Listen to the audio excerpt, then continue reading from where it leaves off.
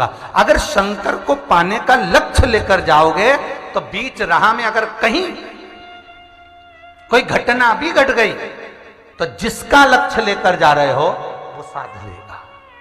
अपने को टेंशन नहीं लेना, उसका लक्ष्य लेकर चलिए कि मैं उससे मिलने जा रहा हूं।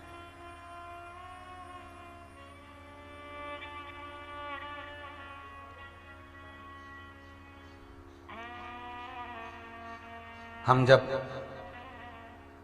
परमात्मा से मिलन का लक्ष्य लेकर चलें तो शिव मिलता जरूर, शंकर मिलेगा। और जिस समय मेरा देव अधिदेव महादेव आपके सम्मुख में हो और आपकी चित्त वृत्ति उसके चरणारविंद में हो तो जीवन का रस तत्व आप रूप मिल जाएगा। स्कंद पुराण कहती है कि केवल विचार कर लेना कि मुझे शंकर के द्वार जाना है तो काल टल जाता है,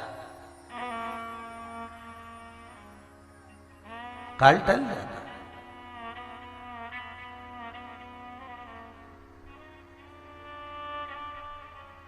दूसरा कहा स्कंद पुराण में, लिंग पुराण में और नर्मदा पुराण में। कई लोग कहते हैं महाराज कि मंदिर जाओ तो दुख कटेगा।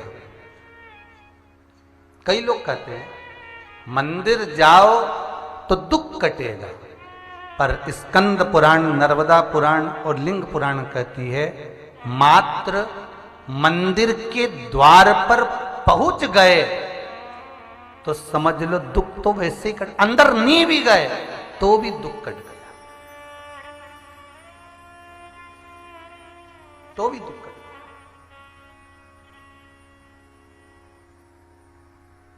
हम कहते हैं ये कुबेरेश्वर महादेव की जो धरा है, बाबा साल भर के अंदर तो यहां बैठ जाएंगे। विश्वनाथ स्वयं कुबेर भंडारी, भंडार भरने वाला, स्वतः यहां बैठ जाएगा।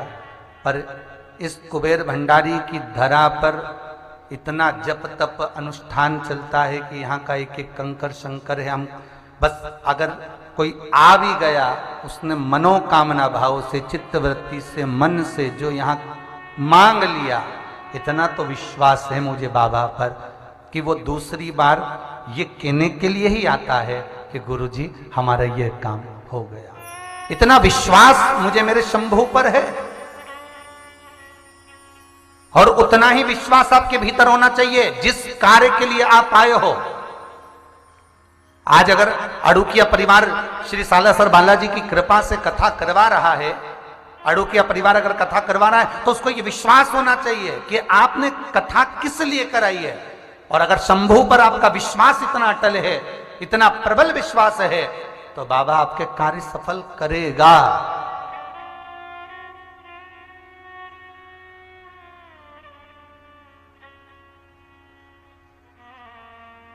आप विश्वास रखकर जब बाबा के नजदीक में मात्र उसके द्वार तक पहुंच गए, उसकी चौखट तक पहुंच गए, भले मंदिर के अंदर नहीं गए। शिव महापुराण तो कहती है कि शिखर दर्शनम सर्व पाप नाशनम, मात्र शिखर का दर्शन ही करा तो सारे पाप तो अपने आप नष्ट हो गए।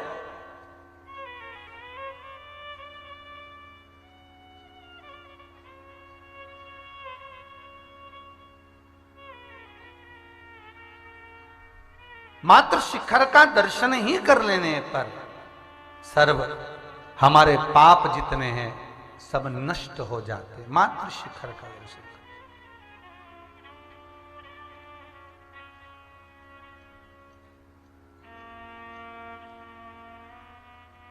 कहीं जा रहे हो, किसी मंदिर में दर्शन नहीं भी मिला, शिखर का दर्शन कर लिया, बाबा इतनी कृपा जरूर करना। हो सकता है कि मैं किसी काम से उज्जैन आई हूं और नहीं आपके दर्शन करने आ सकी, पर बाबा इतनी करुणा जरूर करना कि एक बार आपका दीदार, आपका दर्शन हो जाए।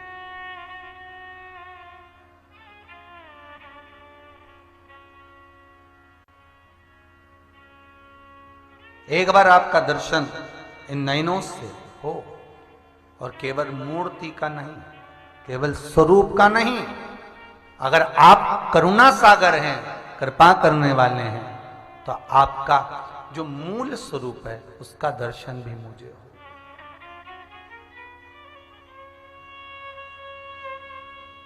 मनुष्य की देह मिली दो कारणों से, एक कर्म का भोग भोगने के लिए जो पूर्व में करके आए हो, और दूसरा एक पूर्व में जो कर्म करा उसका भोग भोगने के लिए मनुष्य की देह मिली, और दूसरा मिला है भगवान का भजन करने के। पर जिस दिन से पैदा हुए, जिस दिन से जन्म हुआ, उस दिन से बस भोजन में लगे हैं। भेजा था भजन के लिए, लग गए भोजन में। 3 बार भोजन, भजन 1 बार, और उसमें भी उलझन आती है बार। भजन करने बैठोगे, सारे काम उसी समय पर याद आएंगे, उसी समय पर। हमें तो कई बार ऐसा लगता है कि जब पूजन करने बैठते हैं तभी सारी इंद्रियां खुलती हैं, तभी। देखना जरा, दूध रखा है, देखो जरा, ध्यान रखो जरा। वो देखना, सब्जी वाली लाई हो तो गिलकी ले लेना और हरा धना अलग से डलवा लेना।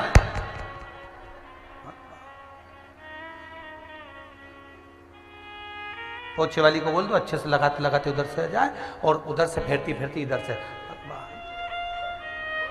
सारी इंद्रियां उसी समय पर खुली हैं जिस समय आप सेवा करने, पूजन करने के लिए बैठे हो महाराज। उसी समय पर सारी इंद्रियां बस उसी समय। अरे भाई, 2 क्षण भगवान के सामने बैठे हो, 2 क्षण।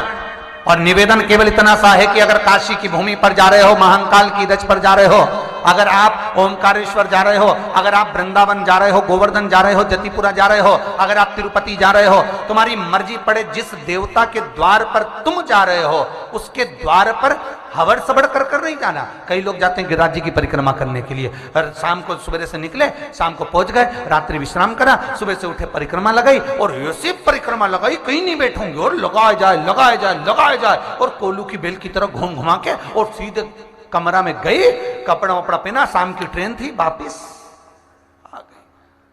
भगवान गोवर्धन नाथ जी को भी लगा काहे को आई थी इतनी जल्दीबाजी में। भाई, ना जी भर के देखा, ना कोई बात की, बड़ी आरजू थी मुलाकात की। इतना दिल कर रहा था, इतना मन कर रहा था, जाऊंगी, दर्शन करूंगी, परिक्रमा करूंगी, पर बाबा को लगा कि 2 क्षण बैठी तो सही नहीं। आई और अबड़ सबड़ करके चली गई, और ऊपर से बोले मैं तो कुछ खाऊंगी भी नहीं, और भूखी प्यासी परिक्रमा करूंगी। चली जा रही गिरिराज बाबा 21 किलोमीटर में बैठे मेरे गोवर्धन नाथ, यही विचार में बैठे, थोड़ी देर बैठ के बात तो कर ले, चली जा रही। गिरिराज बाबा मन में सोचे रही, थोड़ी देर तो बैठ जा रही, थोड़ी देर बैठे, नहीं बैठे, चली जा। और खुद भी नहीं खाए, और साथ में जो परिक्रमा करने 2-4 बहन गई, उनके भी भूखी मार दी। तुम भी मत खा, हम भी नहीं खाए, तुम भी मत खा। और उनको कहती भी जा रही, मैंने तो अभी तक जितनी परिक्रमा करी ना, एक में भी कुछ नहीं खाया, मतलब ये कह नहीं दे खाने की, एक में भी कहीं नहीं खाया, चली जा। और आखिरी में पूरी परिक्रमा करी, अब पांव दुखा तो एक सखी ने, साथ वाली ने कह दिया, चल भगवान का शयन का दर्शन कर ले, जतिपुरा में ठाकुर जी शयन करे, शयन का दर्शन कर ले। पांव बहुत दुख रिया, अपन से तो नहीं बने दादा, अपन तो जल्दी कपड़ा पहनो, ट्रेन में चलना है, जतिपुरा से मथुरा चले, स्टेशन पे जाके बैठ गए, ट्रेन आई, उसमें बैठ गए, वापिस घर आ गए। अब भगवान मन में सोच रहे, पहले तो ये बता तू आई काय के लिए थी, जब 2 मिनट बैठकर मुझसे बात ना करिए।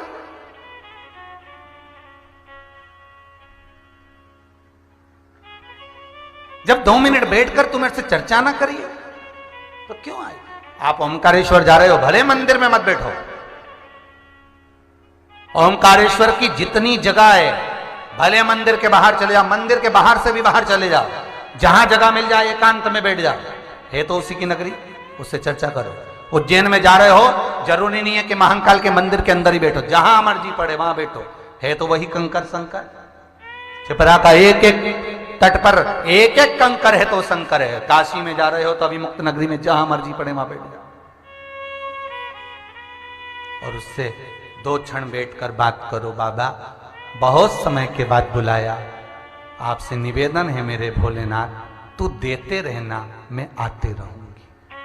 तू करुणा करने में कमी मत करना, मैं आने में कमी नहीं करूंगी। परंतु इतना लंबा समय हो गया, बहुत समय के बाद ना जाने कितनी जिंदगी निकल गई, जीवन निकल गया, बचपन गया, जवानी गई, हम सब दूर भटक लिए, आखिरी में शिव की शरण में आए। तो भोलेनाथ जी से कहना, जब सब कुछ हार गई, सारी दुनिया से हार गई, तब तेरे पास में आई हूं, अब मुझे विसराना नहीं भोलेनाथ, अब तो तेरे चरणार बिंदु में रखना। बहुत भटक लिया मैंने,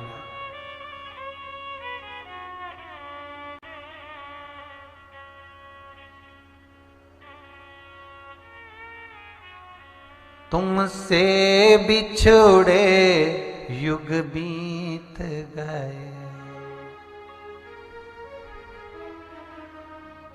मेरे भोले क्या मुझसे रूठ गए।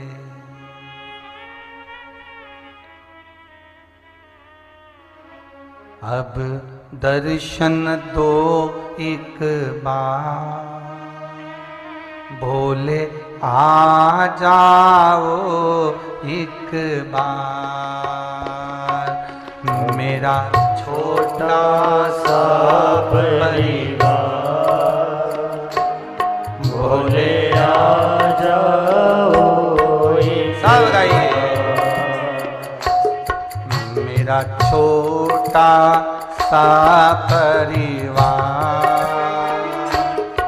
भोले आ जाओ एक बार,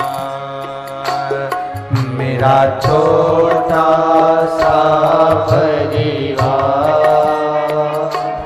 भोले आ जाओ एक बार, भोले आ जाओ, शिव आ जाओ, भोले आ जाओ, शिव आ जाओ, ओ भोले आ जाओ, शिव आ जाओ, भोले आ जाओ, शिव आ जाओ, तेरी राह टकूं मैं द्वार, भोले आ जाओ एक बार, तेरी राह को मेरा, भोले आ जाओ एक बार।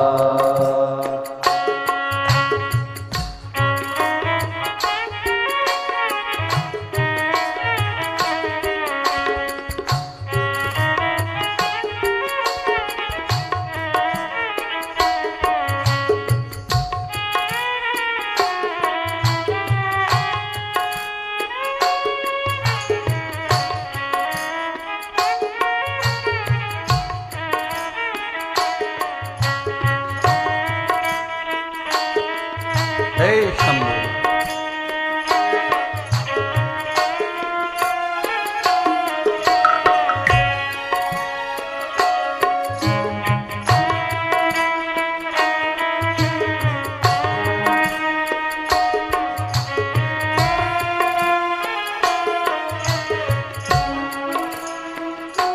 तू मेरा है मैं तेरा हूँ, तू मेरा है मैं तेरा हूँ, तू मेरा है मैं तेरा हूँ, तू मेरा है मैं तेरा हूँ, मैं तो जन्म जन्म से तेरा हूँ, मैं तो जन्म जन्म से तेरा हूँ, मैं तो जन्म जन्म से तेरा हूँ, मैं तो जन्म जन्म आ जाओ एक बार, शिव आ जाओ एक बार, भोले आ जाओ एक बार, शिव आ जाओ एक बार। मेरा छोटा सा परिवार, भोले आ जाओ एक बार, मेरा छोटा सा परिवार, भोले आ जाओ एक बार।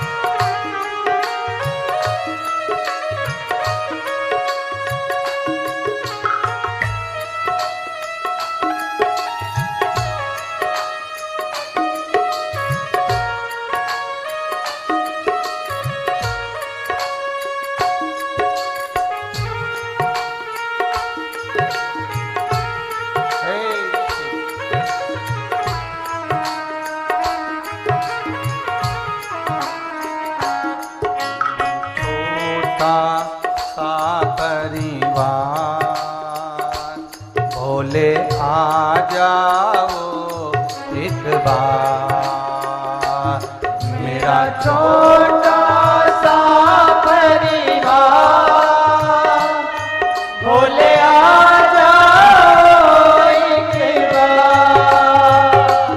तेरी राह ढूंढूं घर द्वार, भोले आ जाओ एक बार, तेरी राह ढूंढूं घर द्वार, भोले आ जाओ एक बार, भोले आ जाओ एक बार, भोले आ जाओ एक बार, शंभो आ जाओ एक बार, शंभो आ जाओ एक बार। भगवान शिव को पाने के लिए दरवाजे के बाहर से भी अगर आप निकल गए एक लक्ष्य बनाकर कि मुझे शंकर मिलेगा, तो वो मिलेगा।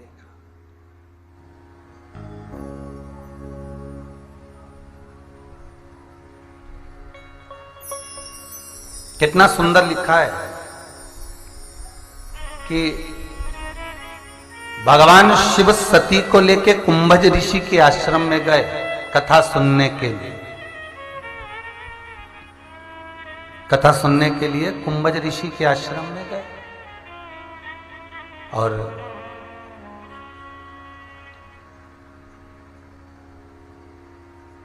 कुंभज बाबा ने शिव और सती से दोनों से पूछा,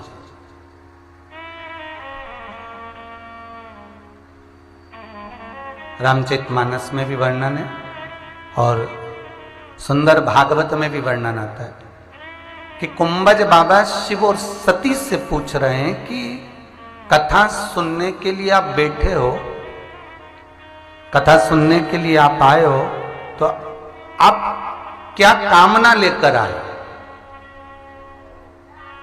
बहुत सुंदर प्रसंग है, महाराज ध्यान दीजिएगा। स्कंद पुराण में भी बड़ा सुंदर भाव व्यक्त किया।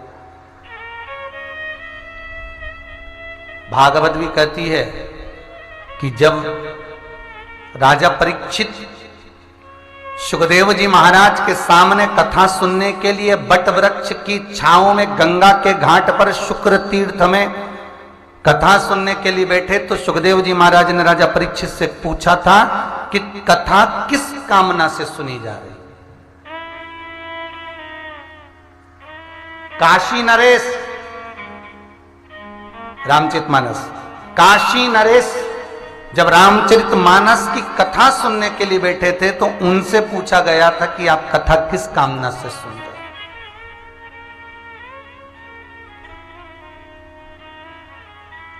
स्कंद पुराण कहती है मनुष्य जो एक बार उनके कान में श्री शिवाय नमस्तुभ्यम तो बोल दे, और जो श्री शिवाय नमस्तुभ्यम का जाप किया, आकर आप कभी बंसल हॉस्पिटल में आज या कल में जाकर देखना चाहें तो वो दोनों जिंदा हैं, केवल पांव की घुटने की हड्डी और हाथ की हड्डी टूटी है, जिंदा पड़े, जिनकी अंतिम सांसें चल रही है। अकाल मृत्यु वो मरे जो काम करे चंडाल का, और काल उसका क्या बिगाड़े जो भक्त हो महाकाल का। शिव के जो उपासक,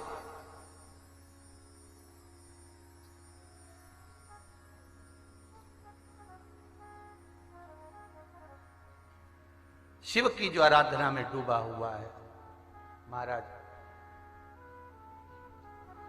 आप लगता जरूर है कि बाबा ने कष्ट दिया, बाबा अगर कहीं थोड़ा बहुत हमें कष्ट आ गया, हमें तकलीफ आ गई हमारे कर्मों के अनुसार, लगता जरूर है। अब देखिएगा वो दोनों व्यक्ति को जब होश आया, उनके भाई वगैरह सब आ गए, तो उनसे पूछा गया कि आप क्या सीहोर कथा में आ रहे थे? नहीं। सीहोर मंदिर आ रहे थे? नहीं।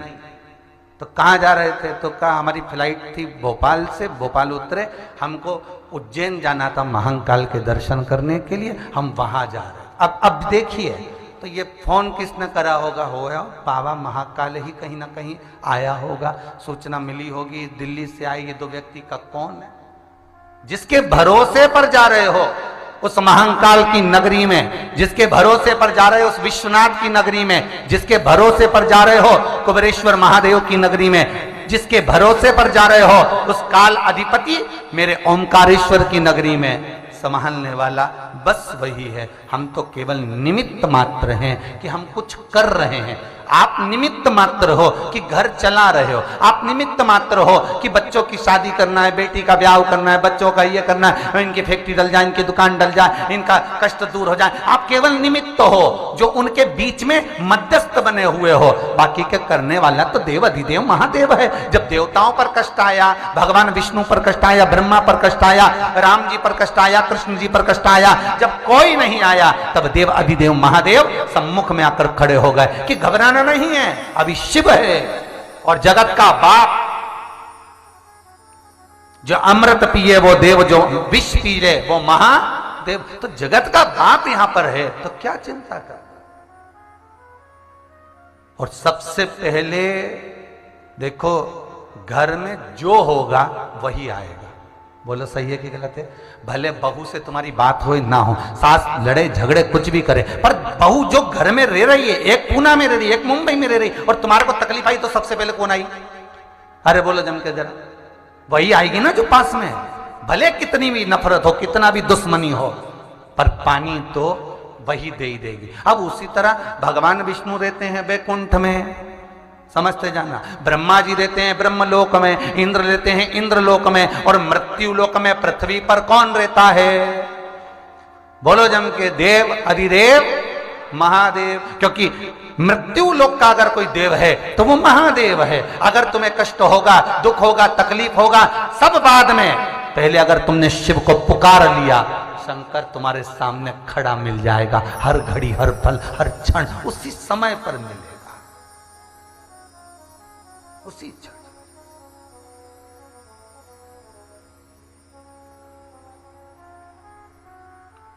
पर हमारी आदत है ना, दूर के ढोल सुहावने, तो पड़ोसन आए तो चाय भी पिलाओ, मौसी सास आए तो रोटी भी खिलाओ, और घर की सास के भले मत पूछो। फिर भी नहीं पूछो तो भी सास सास होती है, भले नहीं पूछा, पर मरने के समय पर वो तुमने पड़ोसन को कितनी भी चाय पिला लो, पड़ोसन को कितनी भी धोख लगा लो, पड़ोसन से कितना भी अचार का पूछ लो, पड़ोसन को कितनी बार भी चप्पल दे दो, कितनी बार भी तुम साड़ी दे दो, पर पड़ोसन अपनी जायदाद का हिस्सा तुमको देगी क्या? अरे बोलो तो नहीं देगी। सास कितना भी झगड़ा करे, लड़े, कितनी भी कोसे गालियां दे, पर मरेगी तो चैन तो तुम्ही को दे। अंगूठी तो तुम्ही को देगी, रकम तो तुम्ही को देगी, और दौलत भी तुम्ही को देगी। उसी तरह भगवान शिव मृत्यु लोक के देवता हैं, तुम पूछो ना पूछो। एक आध बार शंकर भगवान से पार्वती जी ने भी कहा, भोलेनाथ जी संसार के लोग सारे देवता को पूछते, तुम्हें कोई नहीं पूछता। शंकर भगवान बोले फालतू की बात मत कर, नहीं पूछता तो क्या हुआ, आखिरी में आएगा तो मेरे पास है। पार्वती ने पूछा वो कैसे? शंकर भगवान बोले मेरे ससुर दक्ष प्रजापति ने मुझे श्राप दिया है, ए शिव मैं तुझे श्राप देता हूं कि तू शमशान में निवास करेगा। तो शंकर भगवान बोले मैं शमशान में रहता हूं, आएगा तो मेरे पास ही। ऐसी गीली लकड़ी में जलाऊंगा, 3 दिन तक ठंडा नहीं होने दूंगा। कान दे जरा। अब कई लोगों की जो अग्नि होती है ना, वो 3 दिन में ठंडी हो जाती है, जाओ तब तक ठंडी मिले। और कई की इतनी गर्म रहे तो पानी डाल डाल के ठंडा करना पड़े। तो जिसकी पानी डाल के ठंडा करना पड़े ने समझ लेना शंकर भगवान इसको भोलेनाथ जी बोले अब जीते जी वजन नहीं कर, पड़े रहे बापड़ा।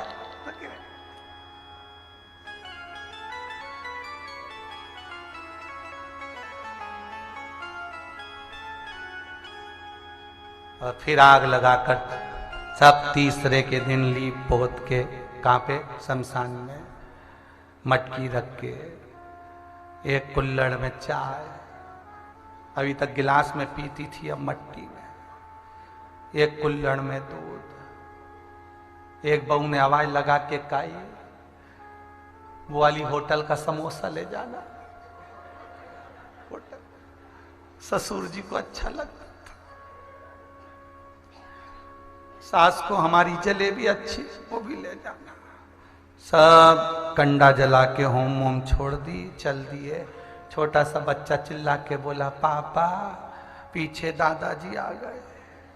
जो पलट के देखा तो ये कुत्ता सब खा गया। सब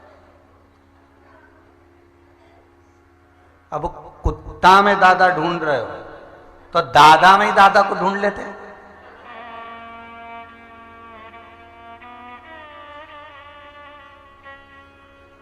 जिंदा था तब मान नहीं, सम्मान नहीं, सत्कार नहीं, आदर नहीं।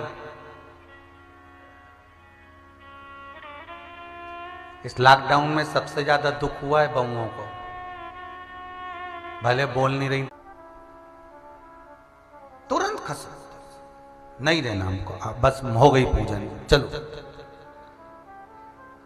किसी भी मंदिर में, किसी देवालय में, किसी जगह पर जहां पूजन पाठ का स्मरण हो रहा हो, वहां उतने ही क्षण रहना चाहिए जितने क्षण आपकी वृत्ति भगवान में रमी हो।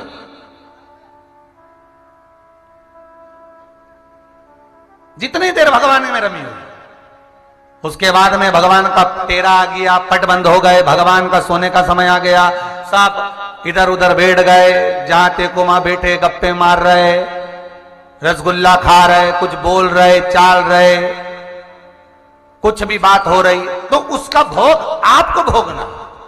इसलिए दर्शन पूर्ण हुए, बाबा का दीदार करा, ठाकुर को हृदय में बिठाया, भोलेनाथ जी को मन में बिठाया, दर्शन को नेत्रों में लगाकर घर चले गए। फिर क्या हो रहा है वहां पर हमें कोई मतलब। उतनी देर तुम्हारी चित्तवृत्ति में शिव होना चाहिए।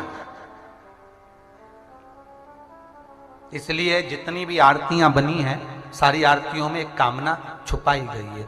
तन मन धन सब कुछ तेरा, स्वामी सब कुछ है तेरा, तेरा तुझको अर्पण, प्रभु का प्रभु को समर्पण, क्या लागे मेरा। अब ये लाइन होने के बाद जो अगली लाइन गाई, कितनी चतुरता में कामना जोड़ी गई। मात पिता तुम मेरे, शरण गऊं में किसकी, मतलब बाप की जितनी जागीर वापिस दे दो। आरती की कामना देखिए कितनी विचित्र है। एक तरफ करे तन मन धन, बोलो जरा, सब कुछ प्रभु सब कुछ तेरा तुझको, प्रभु का प्रभु को समर्पण क्या लागे मेरा। ओम जय जग।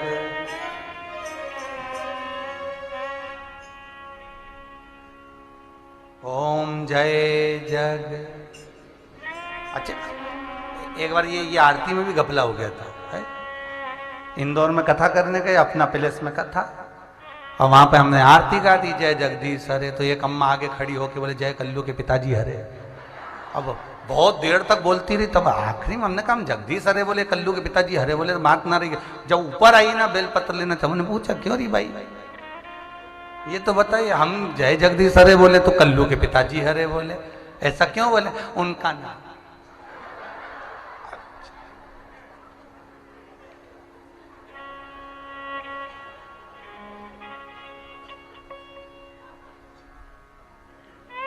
हमने कहा पड़ोसी छोरा को पकड़ के लाई के पापा का। हमने कहा बारी जीजी क्या कहने तेरे, गजब।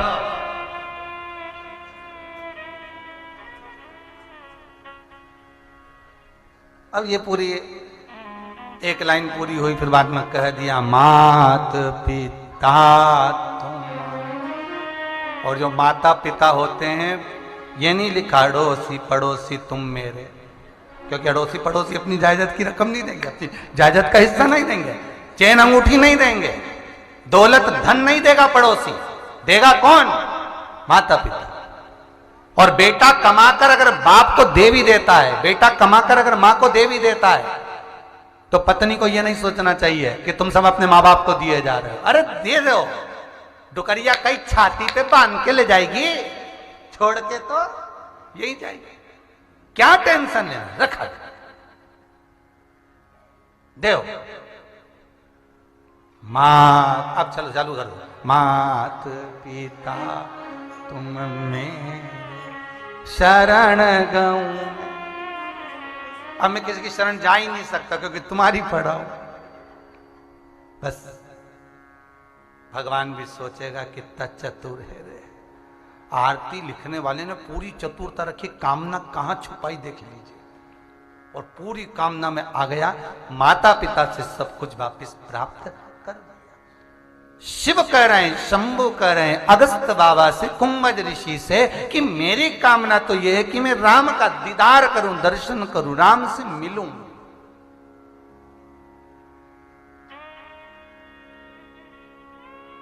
और सती की कामना क्या है? तो शिव बार बार जब अगस्त बाबा से पूछे तो कहा गया कि सती की जो कामना है वो कामना इतनी सी है कि उसने ये विचार करा कि ऐसी जिंदगी को तो मैं भस्म कर दूं। मतलब पक्का है कि ये भस्म होगी।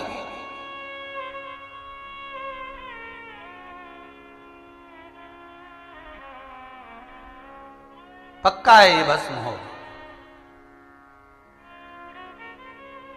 और कामना पूर्ण हो। इसलिए शिव की कथा में जितनी देर बैठो ना, तुम्हें जो अच्छा लगे, मन में लगे कि कथा का रसतत्व आनंदित है, मेरे को शंभु मिलेगा, शंकर मिलेगा। जब मेरा भोलेनाथ एक चोर को कुबेर बना सकता है, लक्ष्मी को नारायण दे सकते हैं, नारायण को लक्ष्मी दे सकते हैं, ब्रह्मा को ब्रह्माणी दे सकते हैं, इंद्र को इंद्राणी दे सकते हैं। भगवान कृष्ण के यहां जब संतान नहीं तो 1,77,186 संतान दे सकते हैं, जो राम जी के लिए पुल बनाकर लंकाधिपति रावण का संहार करवा सकते हैं। वो शंभो, वो शिव मुझे देगा जरूर, विश्वास रखिएगा, विश्वास। फिर क्यों घबराना?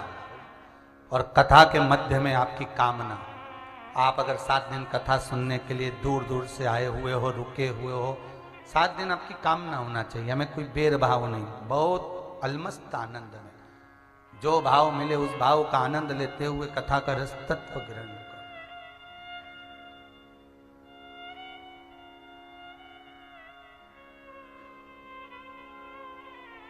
और जब शिव ने सुन लिया, सती आई जल पीकर, और माता सती जब जल पीकर आई, सती मैया जब बैठी,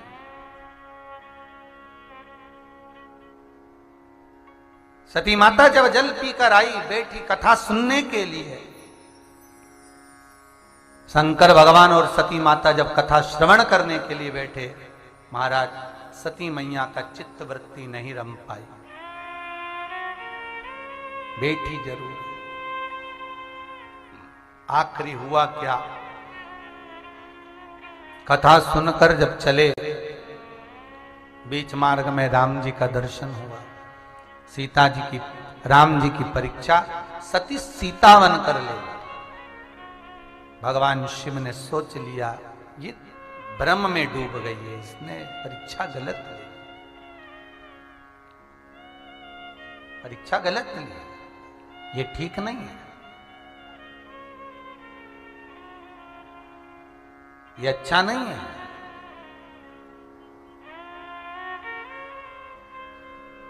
शंभू गए कैलाश, सती मैया नजदीक में बैठी हुई थी। शंकर भगवान के गण भृंगी का एक नियम था कि शंकर भगवान की प्रदक्षिणा करते थे भृंगी।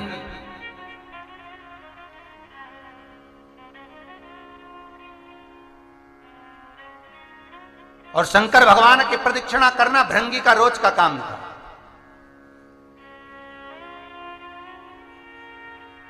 प्रतिदिन का कार्य।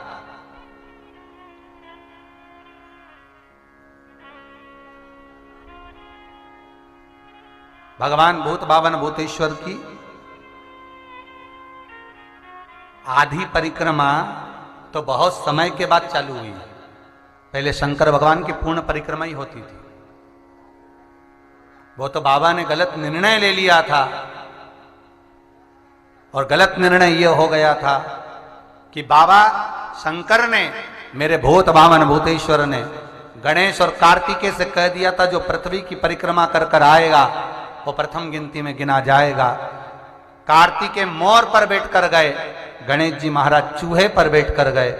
गणेश जी ने माता पिता की परिक्रमा कर ली, तो माता जगत जननी तो नेत्र बंद करके बैठी थी। शंकर भगवान ने देखा तो गणेश जी से पूछ लिया, तू ये क्या कर रहा है? गणेश कहते हैं जल थल आकाश पृथ्वी सब तुम में है, इसलिए तुम्हारी परिक्रमा कर ली।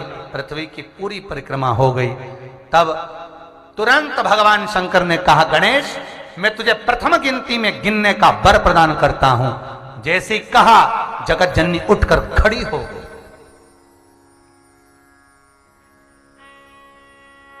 कई बार बहाव में बहकर पति कुछ निर्णय ऐसे ले लेता है कि बाद में खुद ही फंस जाता है।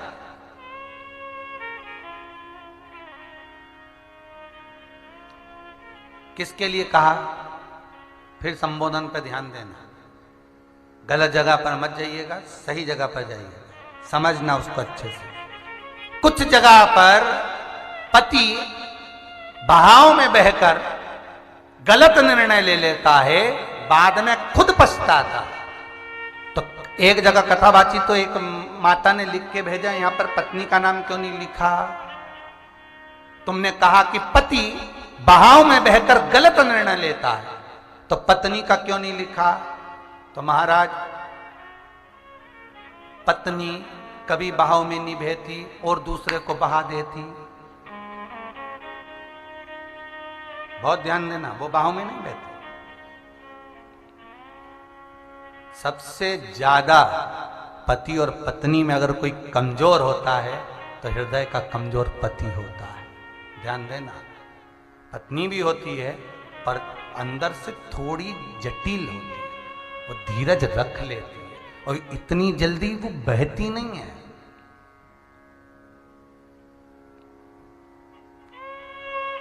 नारी में आगे आप कथा में सुनेंगे, भृंगी जी जब उनका संवाद करेंगे पार्वती जी के पास जाकर तो वर्णन करेंगे कि नारी के भीतर शंकर भगवान के 7 गुण शिव प्रदान करें। स्त्री को, पुरुष को शंकर भगवान ने 7 गुण नहीं दिए, पर स्त्री को 7 गुण दिए शंकर भगवान। आगे कथा में आएगा जब भृंगी पार्वती को शिवलिंग का निर्माण करवाएंगे उस समय पर।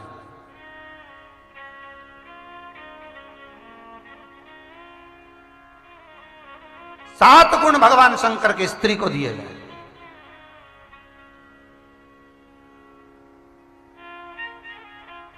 महाराज, पति बाहों में बहकर कुछ निर्णय गलत ले लेता है, बाद में पछताता, तो शिव कथा कह रही है शंकर भगवान ने एक निर्णय गलत ले दिया कि गणेश को प्रथम गिनती में ला दिया। कार्तिकेय के सामने मां जगत जननी दुर्गा भवानी, मां गौराणी, मां उमा, मां ललिता, मां कात्यायनी, मां कुष्मांडा स्वतः खड़ी हो गई। और जब मां खड़ी हुई, कार्तिकेय ने आकर कहा, मां, पिताजी ने तो गणेश जी को प्रथम गिनती का वर दे दिया। हां, कार्तिकेय को गले से मां लगाती तो कार्तिकेय दूर हट गए। मां, आप कुछ बोली नहीं? जगत जननी बोली, बात तो वही है कि मैं सुनी तभी से तो खड़ी हूं। मां, छोटा भाई सिंहासन पर बैठे और बड़ा भाई जगत में डोले, ये कहां की रीति है? मां, पिताजी ने कहा था जो पृथ्वी की पहले परिक्रमा कर कर आएगा वो प्रथम गिनती में आएगा। मैं पृथ्वी की परिक्रमा केवल पिता के वचन पर गया और मैंने वचन निभाया, और गणेश जी ने बुद्धि का परिचय देकर पिताजी की परिक्रमा कर ली, पर मैंने तो वाणी का वचन निभाया है ना। वाणी का वचन निभाया है मैंने।